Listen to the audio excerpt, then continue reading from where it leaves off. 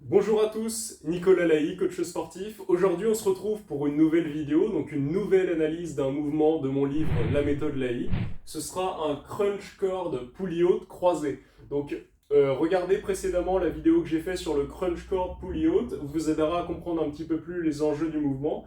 Ici, on est sur un travail principalement du grand droit de l'abdomen, donc de vos tablettes de chocolat, ainsi que, et c'est pour ça qu'on le fait en croisé, une sollicitation un petit peu plus excessive des obliques, notamment les obliques externes sur le mouvement.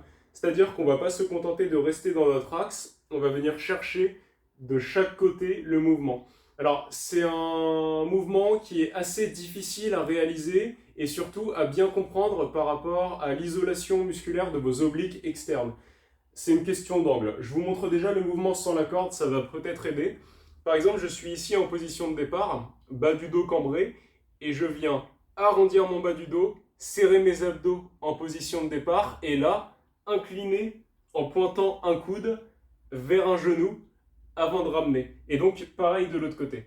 En fait, le crunch cord pulley haute croisé est très efficace si d'abord vous contractez votre grand droit de l'abdomen. Donc si d'abord vous faites un crunch cord pulley haute basique en fait.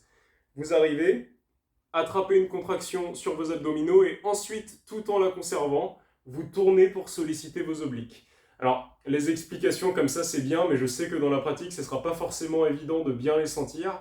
N'hésitez pas à vous filmer ou à faire appel à un coach sportif dans votre salle pour vous guider et puis vous orienter un petit peu sur l'angle de travail qui vous permettra de sentir un petit peu mieux les obliques.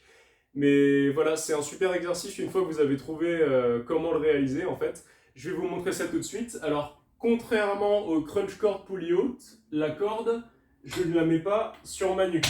Dans cette version de l'exercice, je recule un petit peu pour laisser la place à la corde pour qu'elle vienne devant moi. Donc ici, je tiens la corde bien sûr, mais je ne la tiens pas avec les muscles de mes bras, donc pas avec les biceps. Je tiens la corde en la tirant et en la bloquant avec mes muscles du dos. Donc je tire, mais avec mon dos. Très important pour la suite. Donc je tire avec mon dos ici en position de départ. Mes coudes sont relâchés. J'inspire, je descends, contracter mes abdos. Donc là, j'ai ma contraction sur mon grand droit de l'abdomen. Et à ce moment-là seulement, je viens pointer coude et genou opposés. Par exemple, coude droit sur le genou gauche. Je viens incliner, descendre, ramener. Et pareil de l'autre côté. Et donc,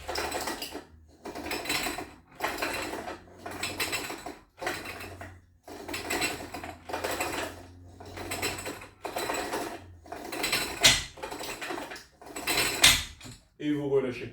Donc vous soufflez, vous expirez à chaque fois que vous venez contracter vos abdominaux.